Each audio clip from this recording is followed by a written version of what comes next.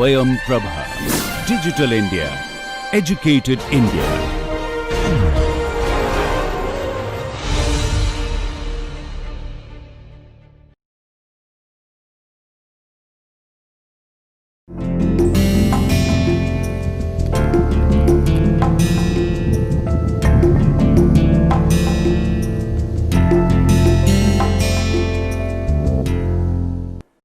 नमस्कार।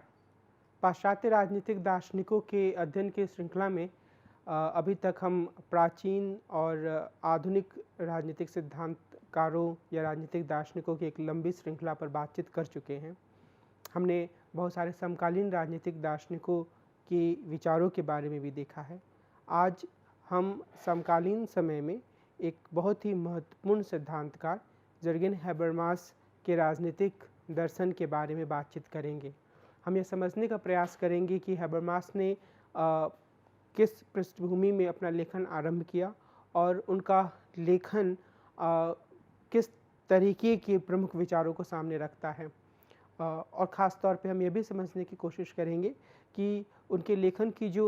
अलग अलग धाराएं हैं उनमें मुख्य तत्व किस रूप में सामने आता है। आज का जो पूरा हमारी जो प्रस्तुति है उसमें हम जर्गेन हैबरमास के जीवन के विभिन्न आयामों के साथ साथ उनकी प्रमुख पुस्तकों और उसमें सामने आने वाले तर्कों पर ध्यान देंगे। हमारी जो पूरी परिचर्चा है वह एक ख़ास तरीके की रूपरेखा में आगे बढ़ेगी, जिसके बारे में मैं आपको संक्षेप में बता देना चाहता हूँ।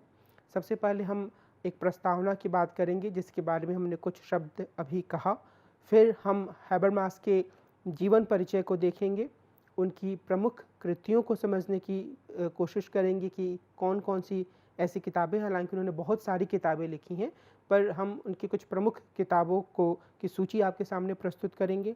हम यह देखने की कोशिश करेंगे कि अपने आरंभिक लेखन में, यानी कि the theory of communicative action जो 1981 में प्रकाशित हुई थी, उसके पहले उन्होंने जो लेखन किया उसमें उन्होंने किन तत्वों पर जोर दिया, और फिर राजनीति के वैज्ञानिकीकरण और प्रत्यक्षवाद यानी कि पॉजिटिविज्म के विरोध में उन्होंने जो तर्क दिया उसको हम आपके सामने रखेंगे।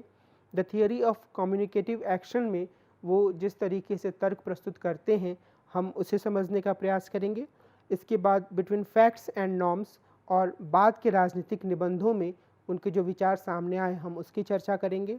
विमर्श सिद्धांत, लोकतंत्र का सिद्धांत और अधिकारों की व्यवस्था के बारे में उनकी अवधारणा पर हम बात करेंगे। प्रक्रियात्मक लोकतंत्र यानी कि प्रोसीजरल डेमोक्रेसी और कमज़ोर और मजबूत पब्लिक के रूप में वो जो दो अवधारणाएं प्रस्तुत करते हैं हम उन्हें समझने का प्रयास करेंगे। और फिर एक पोस्ट नेशनल की जो उनकी अवधारणा सामने आई है, राष्ट्र राज्य से परे जो उन्होंने लोकतंत्र की परिकल्पना की है, जिसकी हाल के समय में काफ़ी चर्चा हुई है, हम उसके बारे में बात करेंगे। उसके बाद हम हैबरमास के विचारों की कुछ प्रमुख आलोचनाओं को देखेंगे और उसके बाद हम निष्कर्ष के रूप में कुछ बिंदुओं को रेखांकित करते हुए अपनी आज की चर्चा को विराम देंगे। सबसे पहले अगर हम हैबरमास की जीवन परिचय की बात करें तो हमें इस महत्वपूर्ण बिंदु को समझने की आवश्यकता है कि हैबरमास आधुनिक समय में एक ऐसे सिद्धांतकार रहे हैं जिन्होंने तकनीक के प्रभाव, मानव जीवन में नौकरशाहीकरण और तकनीक के कारण होने वाले उथल पुथल और लोकतंत्र को बेहतर बनाने की दिशा में चलने वाले प्रयासों को और कैसे बेहतर बनाया जा सकता है, राष्ट्र राज्य की सीमाओं से आगे जाकर लोकतंत्र को कैसे देखा जा सकता है, ऐसे बहुत सारे मसलों पर उन्होंने लेखन किया है और वो हर समय एक सक्रिय विद्वान के रूप में हमारे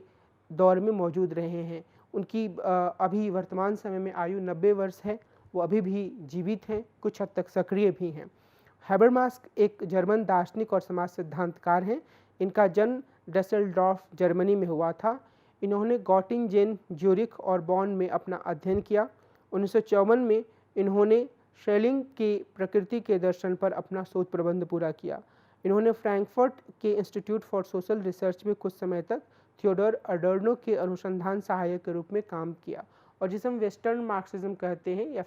फ्रैंकफर्ट स्कूल कहते हैं, शुरुआती दौर में हम कह सकते हैं कि उससे इनका जुड़ाव रहा। इन्होंने हाइडेलबर्ग और फ्रैंकफर्ट में प्रोफेसर के रूप में काम किया। 1971 से 1981 के बीच ये शॉर्नबर्ग के मैक्स प्लैंक इंस्टीट्यूट में सहायक निदेशक रहे। 1981 में ये फ्रैंकफर्ट वापस लौट आए और वहीं 1994 में अपने रिटायरमेंट तक दर्शन और समाजशास्त्र के प्रोफेसर रहे।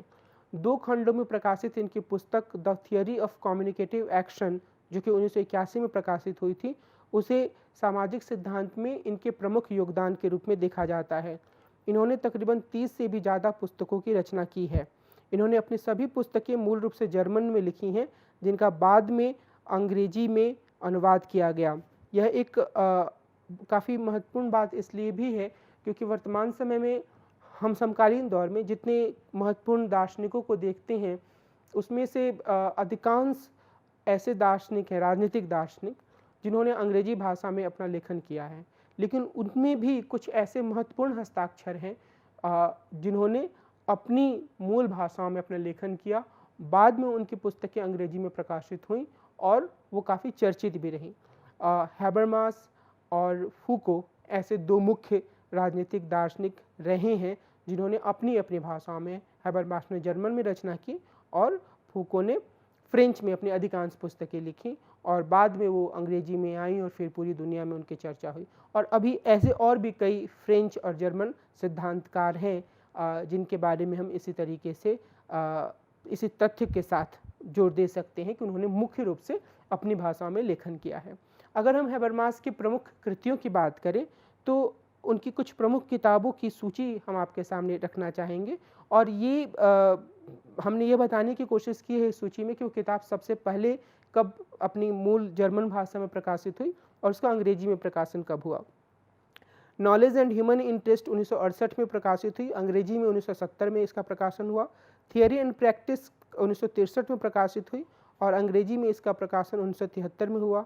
लेजिटिमेशन क्राइसिस 1975 में इंग्लिश में प्रकाशित हुई और उसके पहले 3-4 साल पहले ये जर्मन में प्रकाशित हो चुकी थी। The theory of communicative action 1981 में प्रकाशित हुई जर्मन में और बाद में 1984 से 87 के बीच इसका क्रमशः दोनों खंडों का अंग्रेजी में प्रकाशन हुआ। The philosophical discourse of modernity 1987 में मुख्य रूप से इंग्लिश में प्रकाशित हुई थी। The structural transformation of public sphere, और जो the philosophical discourse of modernity उसके पहले फ्रेंच में आ चुकी थी पर 1987 में अंग्रेजी में आई थी। The structural transformation of public sphere 1962 में प्रकाशित हुई थी और अंग्रेजी में ये 1989 में आई। Moral consciousness and communicative action ये 1990 में प्रकाशित हुई और इसके पहले ये जर्मन में प्रकाशित हो चुकी थी। बिटवीन फैक्ट्स एंड नॉर्म्स 1992 में प्रकाशित हुई जर्मन में और अंग्रेजी में इसका प्रकाशन 1996 में हुआ। The inclusion of the other और द पोस्ट नेशनल कॉन्स्टलेशन ये क्रमशः 1998 और 2001 में प्रकाशित हुई और इनके प्रकाशन से पहले भी ये जर्मन में आ चुकी थी और चर्चित किताबें रह चुकी थीं। आरंभिक लेखन की अगर हम बात करें हैबरमास की, यानी कि जब हम आरंभिक लेखन की बात कर रहे हैं तो हम the theory of communicative action से पहले जो उन्होंने लेखन किया उसकी बात कर रहे हैं। हैबरमास की पहली पुस्तक the structural transformation of the public sphere 1962 में प्रकाशित हुई। इसमें उन्होंने बुर्जुआ सार्वजनिक दायरे के उदय का वर्णन किया। इसने कम से कम कुछ समय के लिए एक ऐसे क्षेत्र की संभावना पैदा की जो राज्य और समाज के बीच मध्यस्थता कर सकता था। बुर्जुआ सार्वजनिक दायरा या बुर्जुआ पब्लिक स्फीयर उदारवादी पूंजीवाद की सामाजिक और आर्थिक स्थितियों में सन्निहित था। इसमें उन सामाजिक सांस्कृतिक संस्थाओं को सम्मिलित किया गया जिनका उदय 18वीं सदी में राज्य की असीमवादी शक्तियों के खिलाफ हुआ था। इसमें प्राइवेट क्लब, कॉफ़ी हाउस, शिक्षित लोगों के समूहों, साहित्यिक संगठनों, प्रकाशन घरानों और अखबारों को सम्मिलित किया गया। संपूर्ण रूप में इन संस्थाओं ने तार्किक निजी व्यक्तियों के एक क्षेत्र या दायरे का निर्माण किया। आंशिक रूप से बहुत से संवैधानिक अधिकारों और सुधारों के लागू होने के कारण इस स्थिति को हासिल किया जा सका। यानी कि जब हम सार्वजनिक दायरे की इस अर्थ में बात करते हैं तो हमें यह समझने की ज़रूरत है कि और बाद में हम इस विषय पे और विस्तार से देखेंगे कि हैबरमास ने कैसे अपने विचार व्यक्त किए, पर मुख्य रूप से शुरुआती दौर में इन्होंने सार्वजनिक दायरा या पब्लिक स्फीयर का एक विचार व्यक्त किया और बाद में इस पे ये फिर से वापस लौटते हैं 30 वर्ष के बाद, जब वो लोकतंत्र को और ज़्यादा बेहतर कैसे बनाएं, इस संदर्भ में अपने लेखन को सामने लाते हैं। यहाँ हम यह ध्यान रखेंगे कि जब वो इसकी बात करते हैं 18वीं सदी में बुर्जुआ सार्वजनिक दायरे की या पब्लिक स्फीयर के उभार की, तो ये मान के चलते हैं कि जो कुछ भी एक पूंजीवाद के उदय के साथ लोगों को अधिकार मिले, उसके कारण से प्राइवेट क्लब के रूप में, कॉफ़ी हाउस के रूप में, शिक्षित लोगों के समूहों के रूप में, साहित्यिक संगठन, प्रकाशन घरानों और अखबारों इत्यादि के रूप में एक ऐसे दायरे का निर्माण हुआ जिनका जो कि राज्य की असीमवादी या एब्सोल्यूटिस्ट शक्तियों के खिलाफ थी। और इस दायरे में जो सैद्धांतिक स्तर पर और व्यवहारिक रूप में भी यह जो दायरा था, जिसे कि उन्होंने सार्वजनिक दायरा कहा या पब्लिक स्फीयर कहा, कई बार हिंदी में इसको लोकवृत्त भी कहा जाता है, वह बाजार और परिवार के निजी दायरे और राज्य प्राधिकार से अलग था। तो परिवार का जो निजी दायरा था और जो बाजार था और जो राज्य था, इससे अलग एक वो दायरे की बात कर रहे हैं। यह एक ऐसा दायरा था जहां निजी व्यक्ति सामूहिक रूप से अपने साझा हितों के बारे में बातचीत करते थे। यानी कि मिसाल के तौर पर हम कह सकते हैं कि अगर किसी चाय की दुकान पर लोग मिलते हैं और आपस में बातचीत करते हैं उन साझा मुद्दों के बारे में जो सबको प्रभावित कर रहे हैं, और यहाँ पर वो परिवार के दायरे से बाहर हैं, बाजार से कुछ हद तक या बाजारवादी शक्तियों के प्रभाव से अलग हैं, राज्य की असीमवादी शक्ति से अलग है, तो एक सार्वजनिक दायरे में वो अपनी बातों को रख रहे हैं। और इसका जो काम था वो प्रशासनिक राज्य द्वारा संचालित राजनीतिक सत्ता को सीमित करना और उसे वैधता प्रदान करना भी था। सीमित करना इस अर्थ में क्योंकि यहाँ पर जब लोग आपस में बातचीत करते थे तो वो राज्य की जो शक्ति थी उसके खिलाफ कुछ प्रश्न भी खड़े कर रहे थे, और एक अर्थ में उसे वैधता देना क्योंकि वो इस बात को प्रमाणित करता था कि एक राज्य के भीतर एक ऐसे समूह या एक ऐसे दायरे की गुंजाइश है जहां लोग अपने साझी समस्याओं के बारे में, उनके समाधान के बारे में या राज्य के विरोध के बारे में भी चर्चा कर सकते हैं, खुलकर अपने विचारों को रख सकते हैं। यहाँ यह भी ध्यान देने योग्य बात है कि जो पब्लिक स्फीयर की जो अवधारणा थी उसे रूढ़िवादियों और प्रगतिशीलों ने संदेह की नज़र से देखा। रूढ़िवादियों को यह लगा कि यह एक तरीके से ऐसे दायरे के रूप में उभर रहा है जो पहले से कायम सामाजिक वर्जनाओं को या राज्य की भूमिका को चुनौती दे सकता है। प्रगतिशीलों ने इसे एक तरीके से राज्य की वैधता पर मुहर लगाने के रूप में देखा। कई बार यह माना गया कि इस सार्वजनिक दायरे में भी या पब्लिक स्फीयर में भी वही लोग हावी होंगे जो पहले से समाज में हावी रहे हैं, यहाँ से हम किसी नए चीज़ के सामने आने को नहीं देख सकते हैं। उदारवादियों ने प्राकृतिक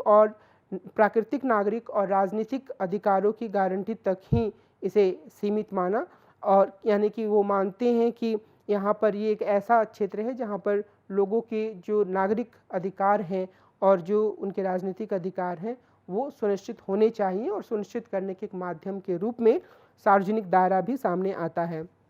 हैबरमास 19वीं सदी के दूसरे चरण में नागरिक समाज के पुनर्सामंतीकरण की परिघटना का उल्लेख करते हैं। नागरिक समाज के पुनर्सामंतीकरण का मतलब यही है कि जो व्यक्ति पहले से मजबूत स्थिति में था वह इस नागरिक समाज के दायरे में भी अपने आप को फिर से उतना ही मजबूत कर लेता है, क्योंकि मोटे तौर पर यह एक स्वतंत्र दायरे के रूप में, स्वतंत्र क्षेत्र के रूप में सामने आता है, लेकिन असल में यहाँ भी व्यक्तियों के बीच में जो असमानता होती है वो पहले की तरह ही फिर से एक बार स्थापित हो जाती है। इसमें वो बोलते हैं हैबरमास कि नागरिक समाज का वाणिज्यीकरण हुआ, राजनीतिक और गैर राजनीतिक प्राधिकार का नौकरशाहीकरण हुआ और जोड़ तोड़ तथा प्रोपेगेंडा करने वाली मीडिया का उदय हुआ। तो नए तरीके से कुछ ऐसे समूह उभर कर सामने आए जिन्होंने अपनी शक्ति को स्थापित किया। यद्यपि हैबरमास ने कभी भी बुर्जुआ आदर्श के बारे में मानकीय दावों का त्याग नहीं किया। मानकीय दावे का मतलब यह कि एक ऐसा क्षेत्र हो सकता है या होना चाहिए जहां पर लोग स्वतंत्र रूप से अपने विचारों को रखें, लेकिन वे अपनी इस पुस्तक के निष्कर्ष में पूंजीवादी समाज की बदली हुई स्थितियों में नवीन सार्वजनिक दायरे की संभावना के बारे में काफ़ी संदेह व्यक्त करते हैं, और उन्हें ऐसा लगता है कि पूंजीवादी समाज का वाणिज्यीकरण या नई मीडिया संस्थानों के उदय तकनीक के का बोलबाला होने, इन सब कारकों के कारण ये जो जिसे वो पब्लिक स्फीयर बोलते हैं वह उतना प्रभावी नहीं रह गया जितना उसे होना चाहिए या जितनी प्रभावी होने की संभावना उसमें थी। लेकिन मैंने आरंभ में इस बात को संकेत किया था कि 30 साल बाद अपनी पुस्तक बिटवीन फैक्ट्स एंड नॉर्म्स में, जो कि 1992 में प्रकाशित हुई थी, जब वे एक बहुलवादी समाज में भी लोकतंत्र की संभावनाओं पर विचार करते हैं और वे एक आशावादी दृष्टिकोण व्यक्त करते हैं। और उस आशावादी दृष्टिकोण के संदर्भ में जो एक बुनियादी तत्व था वो यही था कि उन्होंने यह महसूस किया कि सार्वजनिक दायरे के भीतर या पब्लिक स्फीयर के भीतर ऐसे समूह हो सकते हैं जो ज़्यादा सक्रिय रूप से आपस में संवाद करते हुए लोकतंत्र को ज़्यादा गहराई या ज़्यादा मजबूती प्रदान करें। हैबरमास के विचारों पर और आगे बढ़ने से पहले, यानी कि हम अगर 1981 में प्रकाशित उनकी प्रसिद्ध पुस्तक की चर्चा करें उससे पहले दो अन्य मामलों में हैबरमास के विचारों को जानना आवश्यक है। एक तो यह कि जो एक समाज में वैज्ञानिकीकरण था या जो एक प्रत्यक्षवाद या पॉजिटिविज्म जो अध्ययन में आया उनके समय में, वो उसे कैसे देखते थे। हम सब ये जानते हैं कि 60 और 70 का दशक, वो विशेष रूप से 60 का दशक ऐसा दशक था जहाँ पर प्रत्यक्षवाद, तार्किक प्रत्यक्षवाद या लॉजिकल पॉजिटिविज्म के रूप में काफ़ी महत्वपूर्ण रूप से स्थापित हो चुका था।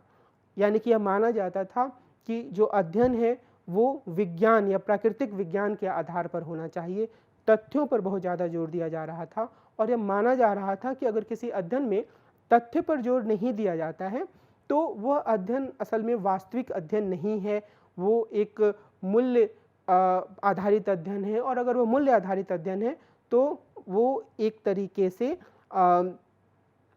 पूर्वाग्रह से ग्रसित अध्ययन है। और हैबरमास ने अन्य कई विद्वानों की तरह ही, यानी कि कई अन्य विद्वानों ने भी इस पूरी प्रक्रिया पर सवाल खड़ा किया था, हैबरमास ने भी वही किया। लेकिन जो खास बात थी वह यह कि हैबरमास के तर्क देने का तरीका कुछ ज़्यादा गहरा था।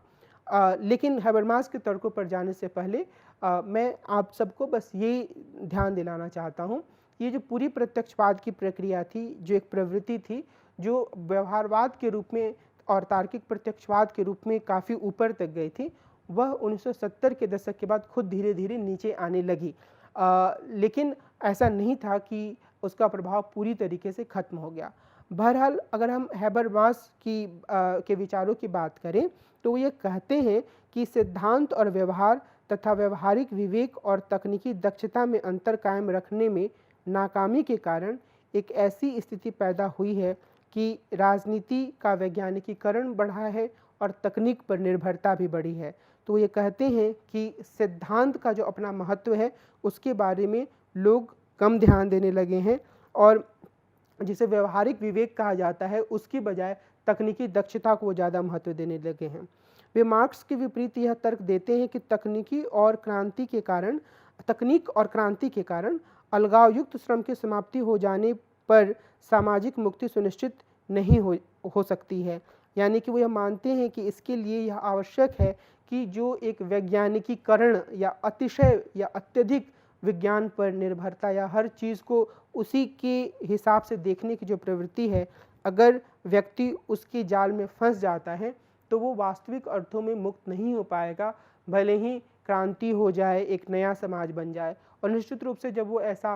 कह रहे थे तो उनके दिमाग में कहीं ना कहीं सोवियत संघ या चीन के उदाहरण रहे होंगे, क्योंकि ये वो देश थे जहाँ पर क्रांति हो गई, तकनीक के आधार पर काफ़ी प्रगति भी हुई, लेकिन वास्तविक अर्थों में मनुष्य की मुक्ति की ओर ये देश आगे नहीं बढ़ पाए थे। इसके साथ ही हैबरमास ने प्रत्यक्षवाद की भी व्यवस्थित समीक्षा की। यह समीक्षा उनकी पुस्तक नॉलेज एंड ह्यूमन इंटरेस्ट में सामने आई, जो कि 1962 में प्रकाशित हुई थी। हैबरमास मानते हैं कि प्रत्यक्षवाद में इस बात पर जोर दिया जाता है कि सिर्फ विज्ञान में ही प्रमाणिक ज्ञान होता है और विज्ञान को किसी अन्य आलोचनात्मक विश्लेषण या औचित्य की आवश्यकता नहीं होती है। उन्होंने समीक्षा या आलोचना के लिए एक स्वतंत्र आधार प्राप्त करने का प्रयास किया। और हैबरमास ने ही यह तर्क दिया कि ज्ञान के सभी रूप बुनियादी मानवीय हितों में सन्निहित होते हैं। और इस लिहाज से उन्होंने इस बात पर जोर दिया कि सिर्फ वैज्ञानिक आधार पर अध्ययन ही प्रामाणिक अध्ययन नहीं होता है, बल्कि आलोचनात्मक यानी कि जो आलोचनात्मक रूप से जो भी अन्य अध्ययन किया जाता है और भले ही उसके लिए किसी दूसरे तरीके का इस्तेमाल किया जाए, उसमें भी बुनियादी मानव हित शामिल होते हैं और उन्हें भी उतना ही महत्वपूर्ण मानने की आवश्यकता है जितना कि वैज्ञानिक अध्ययन या वैज्ञानिक पद्धति से होने वाले अध्ययन को माना जा रहा है। और अगर हम सिर्फ वैज्ञानिक पद्धति से होने वाले अध्ययन की ओर आगे बढ़ते हैं, सिर्फ उसी पर ध्यान देते हैं, तो हम ज्ञान के जो अन्य महत्वपूर्ण स्रोत हैं, ज्ञान हासिल करने के जो अन्य महत्वपूर्ण तरीके हैं, उन्हें खो देंगे और यह ज्ञान से जुड़े हुए तमाम कोशिशों के लिए बहुत बड़ा झटका होगा। इसलिए उनका यह कहना था कि जो तर्क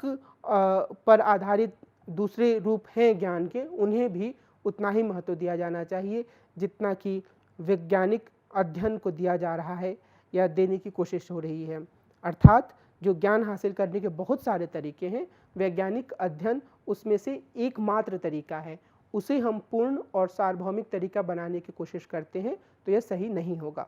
the theory of communicative action 1981 में प्रकाशित हुई थी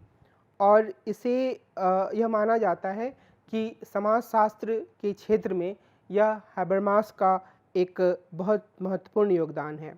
और यह पुस्तक हैबरमास की सर्वश्रेष्ठ कृति मानी जाती है।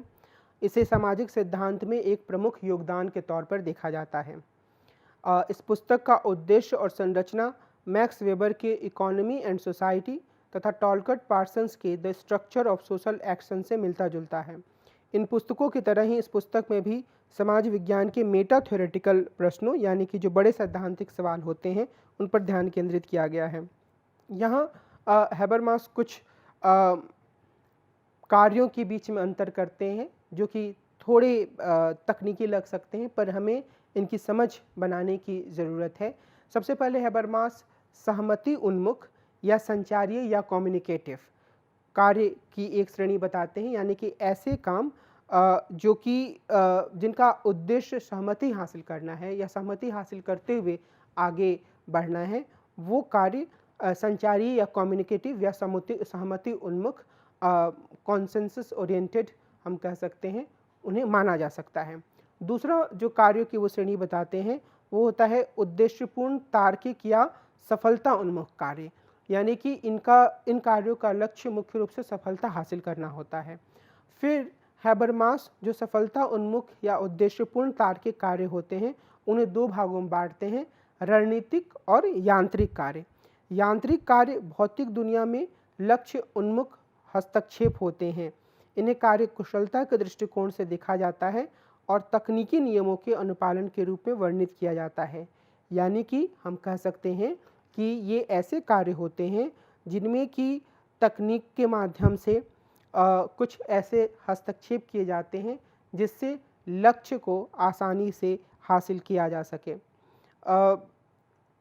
इसके विपरीत जो रणनीतिक कार्य या स्ट्रेटेजिक वर्क होते हैं वे ऐसे कार्य होते हैं जिनका उद्देश्य किसी लक्ष्य को हासिल करने के लिए दूसरे की गतिविधियों को प्रभावित करना होता है। तो अगर दूसरे के किसी कार्य में दखलंदाजी करने से या उसको प्रेरित करने से या उसमें किसी खास तरीके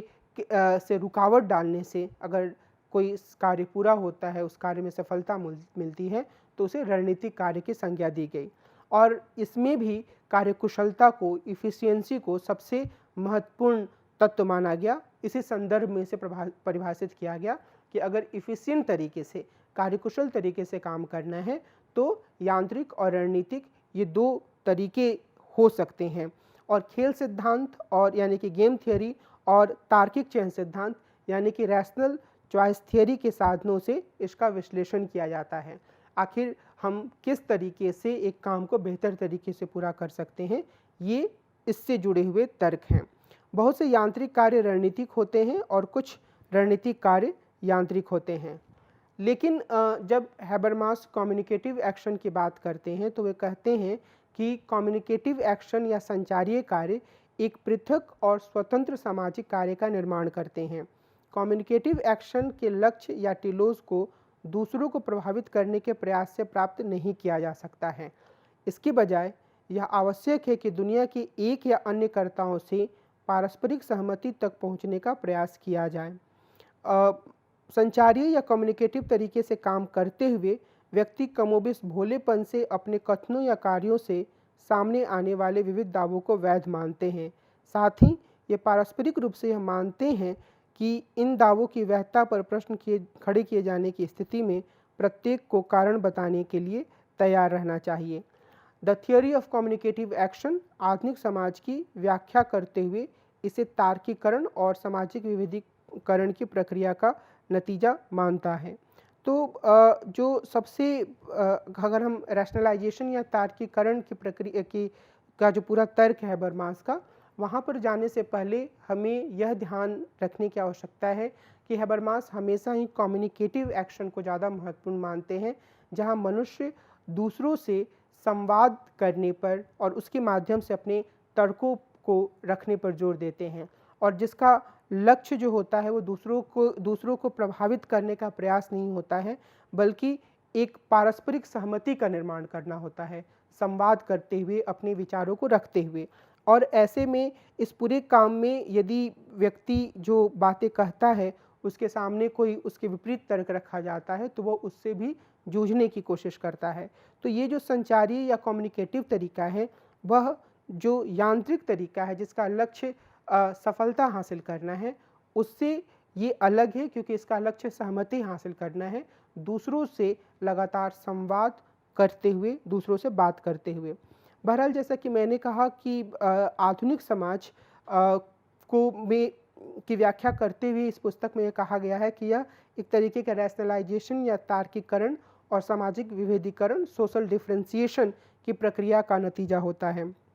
वेबर की तरह ही हैबरमास यह मानते हैं कि तार्किकरण सामाजिक जीवन के ज़्यादा से ज़्यादा आयामों, मसलन विज्ञान, कानून, व्यापार तथा धर्म और कला को गणना, पद्धति शास्त्रीय व्यवहार में व्यवस्थित करने की प्रक्रिया है। तो ये जो एक पूरी स्थिति है उसमें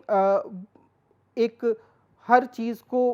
खास स्थान दे देना, हर चीज़ को कैलकुलेट करते हुए देखना और तकनीक पर कुल मिलाकर बहुत ज़्यादा जोर देना, इन सब चीज़ों से एक ऐसी स्थिति आती है जो कि रैशनलाइजेशन के रूप में जिसे जाना जाता है और जिसे रैशनलाइजेशन के रूप में प्रस्तुत किया जाता है। वेबर के आयरन केज और मार्क्स के डिफिकेशन को भी हैबरमास के तार्किकीकरण की अवधारणा की तरह ही माना जा सकता है। बहरहाल हैबरमास इसमें निहित मुक्ति की संभावना को भी रेखांकित करते हैं। इस तरह सामाजिक बुराइयां रैशनलाइजेशन का अनिवार्य नतीजा नहीं है, बल्कि ये एक ऐसी एक पक्षीय प्रक्रिया का नतीजा है जिसमें बाजार और प्रशासनिक राज्य लाइफ वर्ल्ड पर यानी कि जीवन से जुड़े विविध आयामों पर हमला करते हैं। ये कम्युनिकेटिव रीजन पर आधारित एकीकरण को खत्म करते हैं और इसके स्थान पर कार्यात्मक तार्किकता थोपते हैं। हैबरमास नाटकीय रूप से इसे लाइफ वर्ल्ड के औपनिवेशीकरण के रूप में वर्णित करते हैं। आलोचनात्मक सिद्धांत को वो इसके एक विकल्प के रूप में प्रस्तुत करते हैं और ये कहते हैं कि जो आलोचनात्मक सिद्धांत है उसका प्राथमिक काम यह है कि औपनिवेशीकरण की इस प्रक्रिया पर ध्यान दे और उन तरीकों की ओर संकेत करे जिसमें बहुत से सामाजिक आंदोलन इसकी प्रतिक्रिया के रूप में सामने आते हैं। तो यहाँ हम इस चीज़ को याद रखने की या समझने की कोशिश करें कि जब वेबर इस बात पर जोर देते हैं कि एक आयरन केज होता है, तो उससे अलग हटते हुए हैबरमास जब यह बात करते हैं कि रैशनलाइजेशन की एक स्थिति होती है और जब मार्क्स ये कहते हैं कि रीफिकेशन की एक स्थिति होती है, तो इन सभी प्रक्रियाओं में, इन सभी तरह के वर्णनों में यह इस बात पर जोर दिया जाता है कि जो मनुष्य होता है वह एक खास तरह की सभ्यता की स्थिति में काफ़ी हद तक यांत्रिक सा बन जाता है, मैकेनिकल हो जाता है। और जो हैबरमास की रैशनलाइजेशन की प्रक्रिया है और जहाँ पर वो बोलते हैं कि तकनीक के कारण या तकनीक पर ज़्यादा जोर देने के कारण एक ऐसी स्थिति आती है कि मनुष्यों का जो लाइफ वर्ल्ड होता है यानी कि उनके जीवन के जो दूसरे आयाम होते हैं वो एक तरह से प्रभावहीन हो जाते हैं और उनका कोई खास महत्व नहीं रहता है।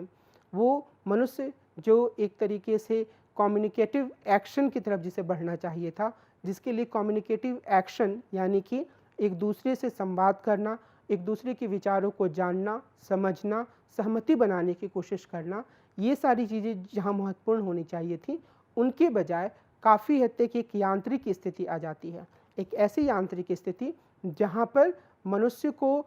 तकनीक के आधार पर ही देखा जाता है, तकनीक के आधार पर ही उसके कार्यों का निर्धारण किया जाता है। तो वो एक पूरी तरीके से एक मैकेनिकल स्थिति में मनुष्य आ जाता है। तो इन्हीं सब स्थितियों के संदर्भ में वो रैशनलाइजेशन शब्द का उपयोग करते हैं और वो यह कहते हैं कि यह माना जा सकता है कि जो बाज़ार होता है और जो प्रशासनिक राज्य होता है, ये दोनों मिलकर मनुष्यों के जीवन के जो अन्य आयाम हैं, जहाँ पर वह स्वतंत्र रूप से विचार कर सकता है, दूसरों से संवाद कर सकता है, अपने जीवन का एक तरह से आनंद उठा सकता है, उसको औपनिवेशीकरण कर लेते हैं। और वो यह मानते हैं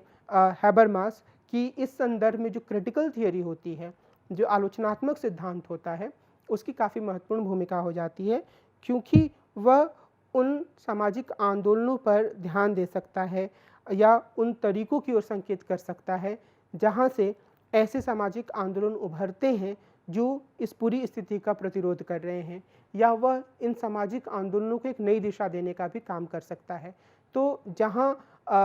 इसी स्थान पर हम यह कह सकते हैं कि जो हैबरमास की जो पूरी अवधारणा है रैशनलाइजेशन का, जो उनका पूरा एक विमर्श वो खड़ा करते हैं आधुनिक समय या समकालीन समय में पूंजीवाद के काम को समझने के लिए, और उसमें पूंजीवाद के साथ साथ उनका जो तकनीक पर भी है और अत्यधिक वैज्ञानिकीकरण पर भी है, तो वहाँ पर वो यह मानते हैं कि इस पूरी स्थिति में जो क्रिटिकल थियरी होती है वो एक रास्ता दिखाने का काम कर सकती है। क्रिटिकल थियरी या आलोचनात्मक सिद्धांत इस तरीके से रास्ता दिखाने का काम कर सकती है कि जो अलग अलग तरह के छोटे छोटे आंदोलन उभर कर सामने आ रहे हैं, वह उन्हें एक तरीके से पहचाने, उनके लिए रास्ता तैयार करे, उनकी कमियों को इंगित करे, उनकी संभावनाओं को और ज़्यादा बढ़ाए। तो इस पूरे रूप में वो क्रिटिकल थियरी की भूमिका को देखते हैं। अगर हम और आगे बढ़ें और बिटवीन फैक्ट्स एंड नॉर्म्स और उसके बाद के राजनीतिक निबंधों में हैबरमास के विचारों को देखें, तो हमें यह बात पता चलेगी या पता चलती है कि हैबरमास लोकतंत्र की संभावनाओं के बारे में इस तरह के लेखन में ज़्यादा गहराई से विचार करते हैं, और इस संदर्भ में एक बार फिर से वो पब्लिक स्फीयर से संबंधित अपने विचारों को पर वापस जाते हैं और नए तरीके से इस बात को सामने लाते हैं कि कैसे एक बेहतर लोकतंत्र को बनाया जा सकता है। अपनी पुस्तक बिटवीन फैक्ट्स एंड नॉर्म्स में norms contributions to a discourse theory of law and democracy में हैबरमास ने फिर से राजनीति सिद्धांत और विकसित पूंजीवादी समाजों में लोकतांत्रिक संभावनाओं के प्रश्न पर विचार किया है। इस पुस्तक में हैबरमास इस प्रश्न पर गहराई से विचार करते हैं कि क्या लोकतंत्र के प्राचीन और अभी भी रैडिकल विचार आधुनिक जटिल समाजों के लिए पूरी तरह अर्थहीन हो चुका है, या इस प्राचीन आदर्श का मुख्य माने के विचार आज भी प्रासंगिक है। The structural transformation of the public sphere में वे इस प्रश्न का सकारात्मक जवाब देते हैं, यानी कि वे मानते हैं कि जो लोकतंत्र का प्राचीन विचार था वह अभी भी काफ़ी हद तक प्रासंगिक है, और बिटवीन फैक्ट्स एंड नॉर्म्स में यह बताने का प्रयास करते हैं कि ऐसा कैसे हो सकता है। आगे बढ़ने से पहले मैं सिर्फ इस बात का उल्लेख करना चाहूँगा कि जब हैबरमास लोकतंत्र के प्राचीन विचार की बात करते हैं तो इसका क्या अर्थ है। मुझे उम्मीद है कि आप सब लोगों को यह याद होगा कि हमने किस तरीके से अरस्तू के विचारों में लोकतंत्र और नागरिकता की चर्चा की थी, जिसके आधार पर मैं सिर्फ यहाँ यह रेखांकित करना चाहूँगा कि लोकतंत्र के प्राचीन विचार का तात्पर्य है कि क्या लोग आपस में बातचीत करते हुए, आपस में संवाद करते हुए एक ऐसे व्यवस्था तक पहुँच सकते हैं जहाँ पर वह शासन की पूरी प्रक्रिया को नियंत्रित कर पाएँ या उसे एक दिशा दे पाएँ, या वे अपनी समस्याओं को खुद समझ पाएँ और उसे सुलझाने के लिए कोई रास्ता भी तैयार कर पाएँ। तो ये जो पूरे लोगों की सक्रियता और लोगों की सक्रियता के आधार पर लोकतंत्र को आगे बढ़ाने या संचालित करने का जो विचार है मोटे तौर पर हम इसे लोकतंत्र के प्राचीन विचार के साथ जोड़ सकते हैं। बहरहाल हैबरमास के विमर्श का सिद्धांत, लोकतंत्र सिद्धांत और अधिकारों की व्यवस्था के बारे में कुछ महत्वपूर्ण विचार प्रस्तुत करते हैं। हैबरमास कानून की वैधता के महत्वपूर्ण प्रश्न पर विचार करते हैं, यानी कानून को क्यों वैध माना जाना चाहिए। वे कहते हैं कि सहमति सिद्धांत का जो एक परिष्कृत सिद्धांत होता है, यानी कि रिफाइंड रूप जो होता है, वह उस पर विचार करते हैं। और ये जो सहमति सिद्धांत होता है वह वास्तविक या काल्पनिक सहमति पर आधारित नहीं होता है, बल्कि इसमें विविध कानूनी व्यवस्था की जड़ें ऐसे कम्युनिकेटिव एसोसिएशन या संचारीय साहचर्य में निहित होती हैं जो हर किसी के लिए खुली होती हैं। हर कोई यहाँ जाकर अपने विचार अभिव्यक्त कर सकता है। अब यहाँ इस तरीके का जो कम्युनिकेटिव एसोसिएशन होता है वह काल्पनिक या वास्तविक सहमति से थोड़ा सा अलग होता है, और या काफ़ी रेडिकल स्तर पर भी इसे अलग माना जा सकता है, क्योंकि इसमें हर व्यक्ति खुले रूप में अपने विचारों को व्यक्त करता है। उसके पास सूचनाएं होती हैं और उसके आधार पर बात करते हुए सहमति बनाने का प्रयास किया जाता है। और इस सिलसिले में यानी कि इस रूप में आने वाले कानून के विचार को सामने रखते हुए वे कानून के प्रत्यक्षवादी या पॉजिटिविस्ट दृष्टिकोण को नकारते हैं, जिसमें यह माना जाता है कि यदि कानून का निर्माण स्थापित कानूनी प्रक्रियाओं के अनुसार होता है तो वह वैध है। रेडिकल लोकतंत्र के प्रति अपनी वचनबद्धता के कारण हैबरमास प्राकृतिक कानून सिद्धांत को भी स्वीकार नहीं करते हैं। सीधा तौर पर इसका मतलब यह है कि जो कुछ ऐसे प्राकृतिक कानून हैं, प्रकृति प्रदत्त कानून है जिससे मानव जीवन संचालित होता है, या कुछ ऐसे प्रकृति प्रदत्त अधिकार भी हो सकते हैं जिसे प्रकृति ने मनुष्य को दिया है और जिसे हर मनुष्य अपने साथ लेकर दुनिया में आता है। इस तरीके के जो विचार हैं वो काफ़ी आकर्षक नहीं है हैबरमास के लिए। हैबरमास इन्हें नकारते हैं क्योंकि वे यह मानते हैं कि जो नागरिक जो होते हैं उनके द्वारा आपसी कम्युनिकेटिव एक्शन से तैयार किया गया कानून जो है वो काफ़ी महत्वपूर्ण होता है। वे यह मानते हैं कि नागरिकों के आत्मनिर्णय के पहले विमर्श सिद्धांत या डिस्कोर्स प्रिंसिपल के अलावा कुछ भी नहीं था, यानी कि वे विमर्श सिद्धांत से तात्पर्य यह है कि वे आपस में कम्युनिकेटिव एसोसिएशन के माध्यम से खुले रूप में विचार विमर्श कर सकते थे। इस तरह की स्वतंत्रता जो है प्रत्येक मनुष्य के पास थी। यह सिद्धांत सामान्य तौर पर कम्युनिकेटिव एसोसिएशन की स्थितियों और कानून के माध्यम से अभिव्यक्त होता है। हैबरमास के लोकतांत्रिक राज्य के सिद्धांत के अनुसार सिर्फ वही न्यायिक संविदाएं वैधता का दावा कर सकती हैं जिनमें तर्कमूलक कानून निर्माण की प्रक्रिया द्वारा सभी नागरिकों की सहमति प्राप्त हो और यह पूरी प्रक्रिया कानूनी रूप से निर्मित होनी चाहिए। यानी कि एक ऐसी प्रक्रिया जिसमें कि हर व्यक्ति तार्किक रूप से सूचनाओं के साथ अपने विचारों को रखे या उसे हर प्रकार के विचारों के बारे में ज्ञान हो और फिर जो कानून बनता है उसे स्वीकार किया जाना चाहिए। और यह पूरी प्रक्रिया भी एक कानूनी प्रक्रिया होनी चाहिए, कानूनी रूप से निर्मित प्रक्रिया होनी चाहिए। यानी मनुष्यों का एक समूह यह तय कर सकता है कि वह कानून बनाने के लिए किस तरीके की प्रक्रिया को अपनाएगा। फिर उस प्रक्रिया में लोग बैठें, लोग अपने तर्कों को सामने रखें। उन तर्कों को जब वो सामने रख रहे हों तो उनके पास पर्याप्त या मूलभूत या बुनियादी या आवश्यक सूचनाएं हों, और इन सूचनाओं के माध्यम से जब वो अपने तर्कों को रखते हैं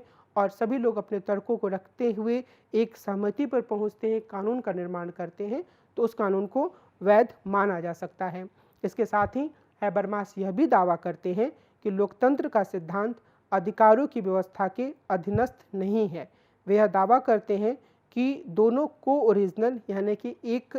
साथ उत्पन्न होने वाले हैं और पारस्परिक रूप से एक दूसरे की व्याख्या करते हैं।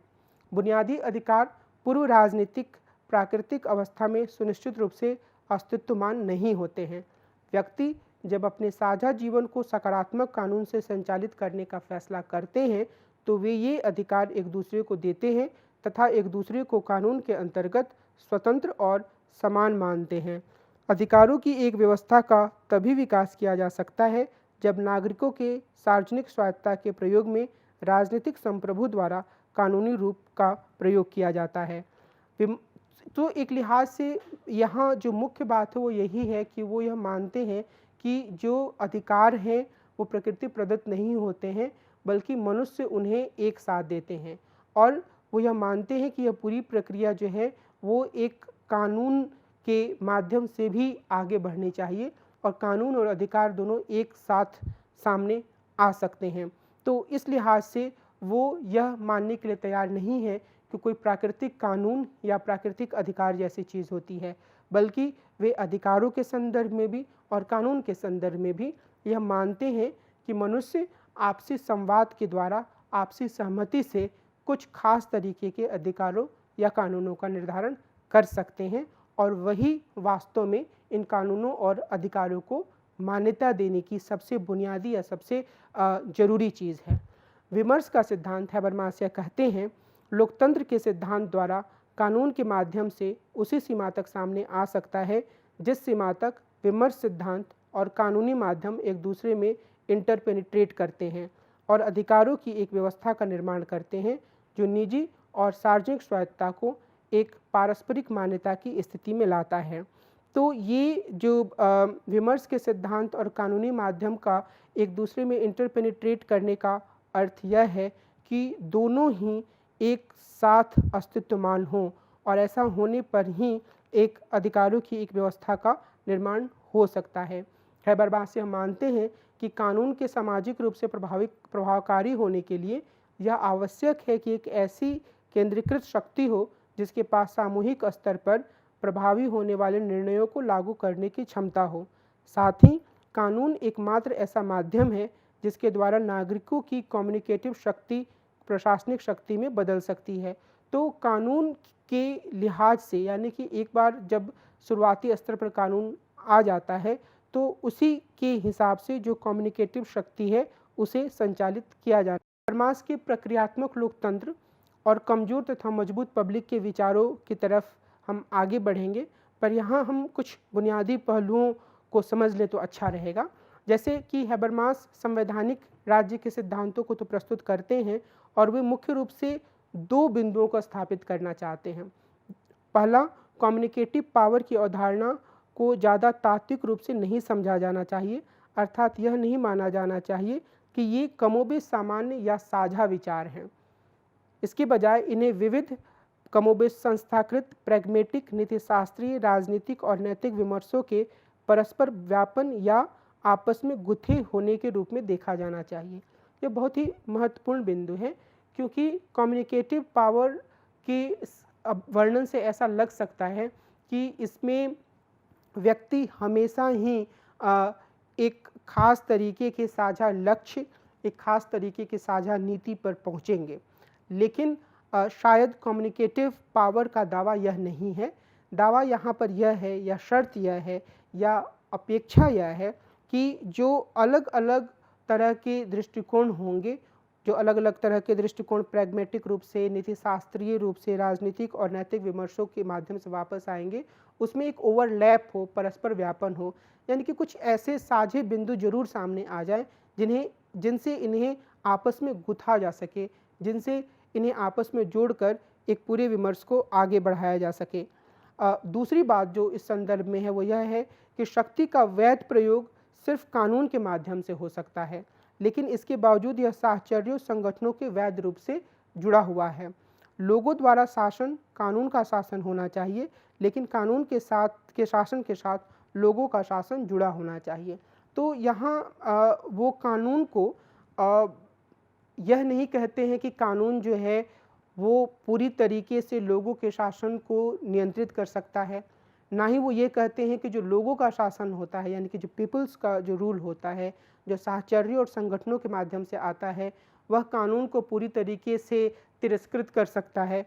तो एक कानून के माध्यम से वो एक ऐसी व्यवस्था को सामने लाना चाहते हैं जिसमें कानून हमेशा ही लोगों की इच्छाओं या लोगों की आवाज़ के प्रति संवेदनशील हो और लोग जब आपस में कम्युनिकेटिव एक्शन के द्वारा आपस में संवाद करते हों, तर्कमूलक रूप से या डिस्कर्सिव रूप से जब आपस में किसी मुद्दे पर सहमति हासिल करने का प्रयास करते हों, तो वो पूरी तरीके से यह प्रक्रिया कानून के दायरे में रहकर ही करें और कानूनी दायरे से बिल्कुल बाहर ना जाएं। तो इस लिहाज से वे कानून की शक्ति और लोगों या साहचर्यों की या संगठनों की शक्ति दोनों के बीच में एक संतुलन स्थापित करने की कोशिश करते हैं। नागरिकों के कम्युनिकेटिव या संचारीय पद्धति की रूपरेखा पेश करने के कारण हैबरमास प्रक्रियात्मक लोकतंत्र की अवधारणा प्रस्तुत करते हैं। और इस प्रक्रियात्मक लोकतंत्र में के बारे में हम यह कह सकते हैं कि काफ़ी हद तक पब्लिक रीजन का जो एक दृष्टिकोण हाल फिलहाल के दौर में उभर कर सामने आया है, यह उसके करीब है। इस संदर्भ में हमें यह भी ध्यान में रखने की आवश्यकता है कि हैबरमास ने अपने प्रक्रियात्मक लोकतंत्र को लोकतंत्र के दो प्रचलित रूपों के विकल्प के तौर पर प्रस्तुत किया है। इसमें वो उदारवादी स्वरूप की बात करते हैं और दूसरा गणतंत्रवादी या समुदायवादी स्वरूप की। हम सब के सामने यह बात कुछ हद तक जरूर स्पष्ट होगी कि जब हम उदारवादी लोकतंत्र की बात करते हैं या फिर जब हम गणतंत्रवादी या समुदायवादी लोकतंत्र की बात करते हैं तो दोनों के प्रमुख तत्व कौन से हैं। आमतौर पर यह माना जाता है कि उदारवादी लोकतंत्र में लोगों का जो स्वहित होता है, सेल्फ इंटरेस्ट जो होता है, वो सबसे प्रमुख होता है। इस सेल्फ इंटरेस्ट के आधार पर लोग मतदान करते हैं, अपने शासक का चुनाव करते हैं, अपनी सरकार का चुनाव करते हैं।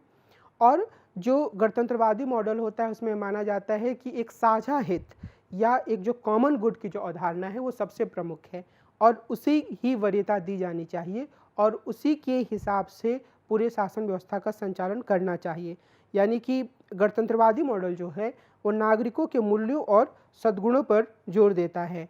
और हैबरमास के प्रक्रियात्मक लोकतंत्र या प्रोसीजरल डेमोक्रेसी में इन दोनों की कमियों को दूर करने और इनकी विशेषताओं को सम्मिलित करने का प्रयास किया गया है।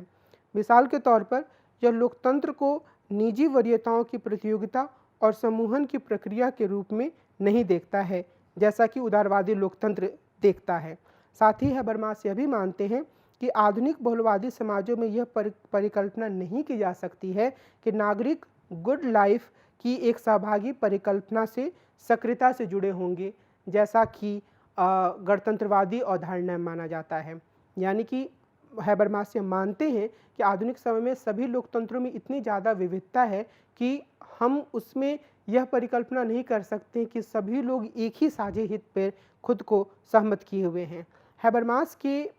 जिस तरीके से अपना प्रक्रियात्मक लोकतंत्र की अवधारणा प्रस्तुत करते हैं उसमें वो इन सहभागी मूल्यों को या फिर हम ये कह सकते हैं कि शेयर्ड वैल्यूज़ को एक केंद्रीय स्थान नहीं देते हैं। हैबरमास ये चाहते हैं कि एक ऐसी व्यवस्था बने जिसमें संस्थाकृत रूप से लोग आपस में विमर्श कर पाएँ और तार्किक राजनीतिक मतों का यानी कि तार्किक राजनीतिक विचारों का निर्माण हो। और वो इस तरीके की एक विमर्शी राजनीति की परिकल्पना करते हैं और इसका लक्ष्य यह है कि लोग अपने सुविचारित दृष्टिकोण रखें और इससे उनकी वरीयताओं में भी परिवर्तन हो सके। इसका मतलब यह है कि वे यह भी चाहते हैं कि जो लोग हैं उनकी अतार्किक या नैतिक रूप से गलत वरीयताओं को हटाने के लिए एक प्रक्रिया विकसित हो और इस प्रक्रिया में जो कि संस्थाकृत प्रक्रिया हो, लोग अपने विचारों को खुद दूसरों के विचारों की तुलना में समझते हुए इस बात को तय करें कि असल में उनके विचारों में कुछ कमियां हैं। तो इस लिहाज से वो यह नहीं चाहते हैं कि बहुत ही एक पैटर्नलिस्टिक व्यवस्था कायम हो जाए जहाँ पर राज्य ज़्यादा दखलंदाजी करके लोगों को यह बताने की कोशिश करे कि उनका कोई ख़ास दृष्टिकोण अनैतिक है या गलत है। इसके बजाय विमर्श के द्वारा यह समझ लोगों में बने, इस तरह की व्यवस्था हैबरमास बनाना चाहते हैं। विचार विमर्श या डेलिब्रेशन की अवधारणा में महत्वपूर्ण बात क्या है? हैबरमास निश्चित रूप से इसमें लोगों की भागीदारी को महत्वपूर्ण मानते हैं, मतदान को सार्वजनिक किए जाने को महत्वपूर्ण मानते हैं। लेकिन सबसे जो खास बात हैबरमास के लिए है वह यह है कि लोगों के पास पर्याप्त और सही सूचनाएं होनी चाहिए। ऐसा होने पर ही लोग अपने हितों के बारे में सही फैसला ले सकते हैं। हैबरमास के मॉडल की दो अन्य विशेषताएं हैं। पहला, विमर्शी राजनीति का हैबरमास का विचार ज़्यादा औपचारिक रूप से संगठित राजनीतिक व्यवस्था से आगे जाता है और यह जटिल संचार नेटवर्क से जुड़ता है जिसे वो सार्वजनिक दायरा कहते हैं, जिसके बारे में उन्होंने अपनी पहली पुस्तक में भी बात की थी। इस संदर्भ में वो दो तरह के पब्लिक के बीच में अंतर करते हैं, और ये बहुत ही महत्वपूर्ण अंतर है। पहला, वे कमज़ोर पब्लिक या वीक पब्लिक की अवधारणा लाते हैं। यह अनौपचारिक रूप से संगठित सार्वजनिक दायरा होता है। इसमें निजी साहचर्यों से लेकर नागरिक समाज में अवस्थित मास मीडिया सम्मिलित होती है। यानी कि लोगों के जो छोटे छोटे समूह बने हैं, या फिर ऐसी जगह जहाँ पर लोग आपस में विचारों का आदान प्रदान करते हैं, या मास मीडिया, आजकल के दौर में हम सोशल मीडिया को भी इसमें सम्मिलित कर सकते हैं, वो सारी वीक पब्लिक की इस पूरी कैटेगरी में आ जाते हैं। दूसरा, स्ट्रॉन्ग पब्लिक या मजबूत पब्लिक, इसमें संसदीय निकाय और राजनीतिक व्यवस्था के औपचारिक रूप से संगठित अन्य निकाय सम्मिलित होते हैं। और तो एक जो हो गया वो वीक पब्लिक हो गई, जहाँ पर सार्वजनिक दायरे में लोग बातचीत कर रहे हैं, और दूसरा संसदीय निकाय हो गया, जहाँ पर कुछ औपचारिक निर्णय लेने की ओर लोग आगे बढ़ते हैं। तो ये जो स्ट्रॉन्ग पब्लिक जो दूसरा हुआ, संसदीय निकाय का क्षेत्र, उसकी भी अपनी भूमिका है, और कमज़ोर पब्लिक या वीक पब्लिक की भी अपनी एक भूमिका है। इस श्रम विभाजन में कमज़ोर पब्लिक या वीक पब्लिक की यह जिम्मेदारी होती है कि वह सामाजिक समस्याओं को पहचाने और उनकी व्याख्या करे और उनके समाधान की चर्चा करे। वहीं मजबूत पब्लिक या स्ट्रॉन्ग पब्लिक की यह जिम्मेदारी होती है कि वह औपचारिक संसदीय प्रक्रियाओं के द्वारा तर्कों को फिल्टर करते हुए एक निर्णय तक पहुँचे। यानी कि हम इसे एक उदाहरण के माध्यम से समझ सकते हैं, और उदाहरण ये है कि एक कोई कानून है जो लोगों का एक समूह महसूस करता है कि वो समाज के लिए आवश्यक है। अब इसके बारे में शुरुआती रूप से लोग भी आपस में चर्चा कर सकते हैं, और वो मास मीडिया के माध्यम से इसके बारे में चर्चा को आगे बढ़ा सकते हैं। इसमें अलग अलग तरह के तर्क आ सकते हैं, और उन तर्कों के माध्यम से एक बहुत ही मोटा खाका बन सकता है कि किसी एक खास विषय पर, मिसाल के तौर पर हम कह सकते हैं कि दिल्ली और अन्य कई महानगरों में फैले प्रदूषण पर एक खास तरह के कानून की आवश्यकता है। अब इसमें अलग अलग के तरह के तर्क आएंगे, और ये सारे तर्क जिसे वीक पब्लिक हैबरमास ने कहा है उसके द्वारा आएंगे। बाद में संसदीय क्षेत्र में आएंगे, संसदीय निकायों में आएंगे, संसद के दायरे में आएंगे, जहाँ जिसे वो स्ट्रॉन्ग पब्लिक कहते हैं। और यहाँ पर इन सभी तर्कों को फिल्टर किया जाएगा, और इनकी मुख्य बातों को लेकर एक कानून को तैयार किया जा सकता है, या कुछ खास तरीके के नियम बनाए जा सकते हैं। तो ये मानते हैं कि दोनों तरह के पब्लिक की अपनी अलग अलग तरह की विशिष्ट भूमिकाएं हैं। जो एक खास विचार हाल के समय में हैबरमास के साथ जोड़ा जाता रहा है, वह है पोस्ट नेशनल विचार, या राष्ट्र से परे, राष्ट्र राज्य से परे लोकतंत्र का विचार। बिटवीन फैक्ट्स एंड नॉर्म्स के बाद प्रकाशित अपने बहुत से निबंधों में पोस्ट नेशनल की अवधारणा के उभार और कॉस्मोपॉलिटन लोकतंत्र के उभार के संभावनाओं पर हैबरमास ने विचार किया है। वे यह तर्क देते हैं कि वैश्वीकरण और इससे जुड़े अन्य बदलावों के कारण एक पोस्ट नेशनल स्थिति आ गई है। इसका अर्थ क्या है? इसका अर्थ यह है कि वैश्वीकरण ने एक तरीके से राष्ट्र राज्य की सीमाओं को अप्रासंगिक कर दिया है, और दूसरे स्तर पर पहले से ही देश के भीतर, विभिन्न देशों के भीतर इतनी विविधताएं रही हैं कि राष्ट्र राज्य के विचार को एक सार्वभौमिक सत्य के रूप में स्वीकार नहीं किया जा सकता है। इस लिहाज से वे तर्क देते हैं कि रेडिकल लोकतांत्रिक व्यवहारों को स्वसीमा का एक तरह का आरोपण करना चाहिए। इनके अनुसार इसे राजनीतिक, प्रशासनिक और आर्थिक व्यवस्थाओं की सीमा रेखा या स्वायत्तता का सम्मान करना चाहिए। वे यह मानते हैं कि राष्ट्र राज्य समरूपी राष्ट्र राज्य के रूप में तो कभी नहीं रहे हैं, इसलिए मौजूदा राष्ट्र राज्यों की तुलना में ज़्यादा बड़े स्तर पर लोकतांत्रिक व्यवस्था की कल्पना की जा सकती है। और इस संदर्भ में उन्होंने यूरोपीय संविधान का भी समर्थन किया, जो यूरोपीय यूनियन की पूरी परिकल्पना है उसका उन्होंने समर्थन किया। वे यह सृजनात्मक सुझाव देते हैं कि अंतर्राष्ट्रीय स्तर पर भी मजबूत पब्लिक और कमज़ोर पब्लिक को बढ़ावा दिया जाना चाहिए। वे अंतर्राष्ट्रीय समझौता व्यवस्था का निर्माण करने वाले विभिन्न घटकों, अर्थात राष्ट्र राज्यों, अंतर्राष्ट्रीय सरकारी संस्थाओं और गैर सरकारी संगठनों को मजबूत पब्लिक की भूमिका मानते हैं, और ये मानते हैं कि ये मजबूत पब्लिक की भूमिका में रहते हुए काफ़ी हद तक जो विभिन्न देशों में मांगे आ रही हैं उन्हें एक स्वरूप देने का काम कर सकते हैं। वहीं वे कॉस्मोपॉलिटन नागरिक समाज को वीक या कमज़ोर पब्लिक में सम्मिलित करते हैं।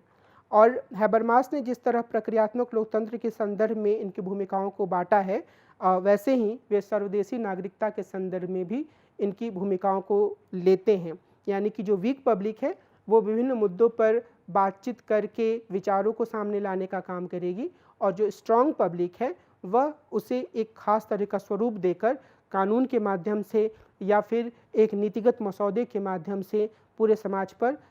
लागू करने का प्रयास करेगी। तो इस संदर्भ में वो एक पोस्ट नेशनल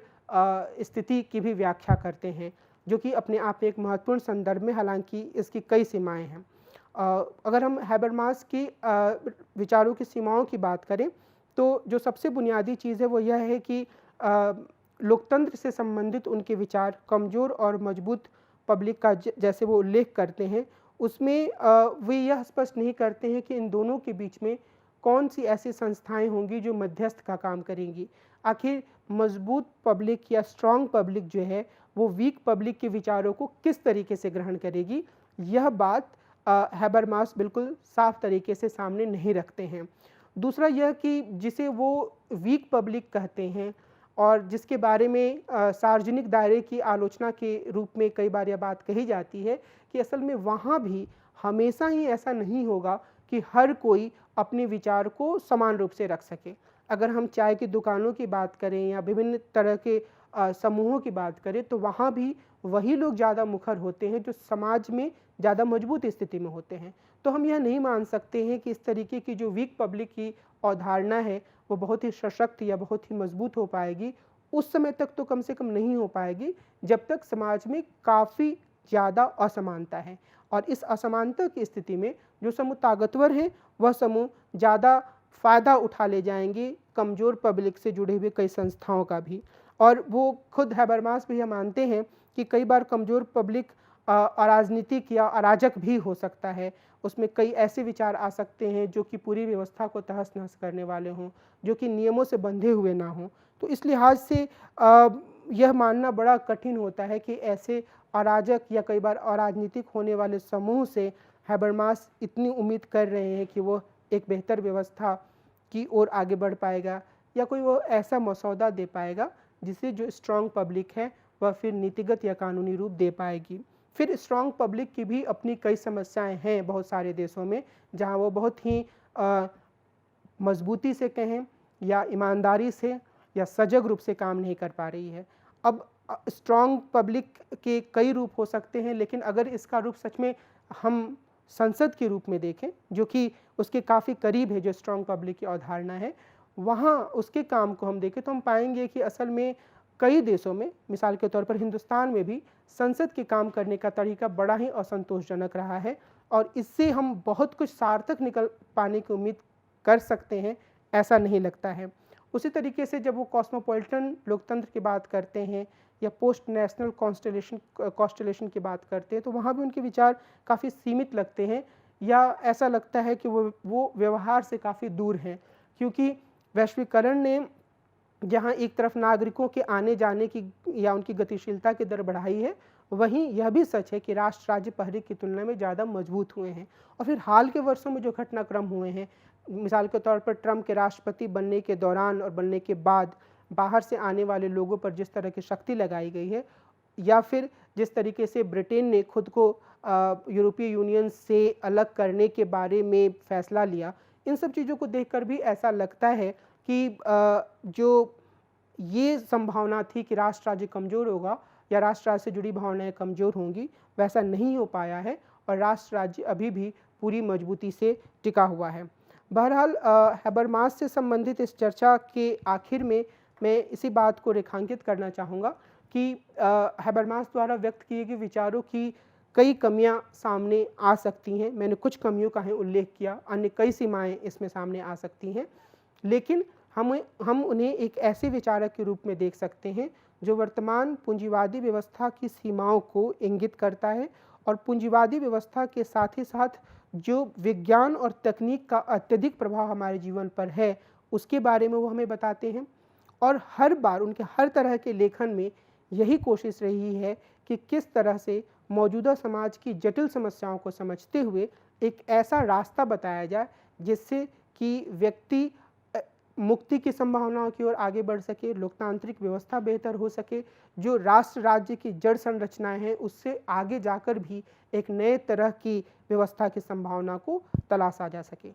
हैबरमास के बारे में इस परिचयात्मक परिचर्चा को मैं यही विराम दूंगा और निश्चित रूप से हैबरमास के बारे में जानने के लिए हमें और ज़्यादा गहराई से अध्ययन करने की ज़रूरत होगी, पर मुझे ये उम्मीद है कि इस पूरे एपिसोड से आपको हैबरमास के लेखन का एक मोटा परिचय ज़रूर मिल गया होगा। अगले एपिसोड में हम मिलेंगे और एक अन्य पश्चिमी राजनीतिक दार्शनिक के विचारों के बारे में बात करेंगे। नमस्कार।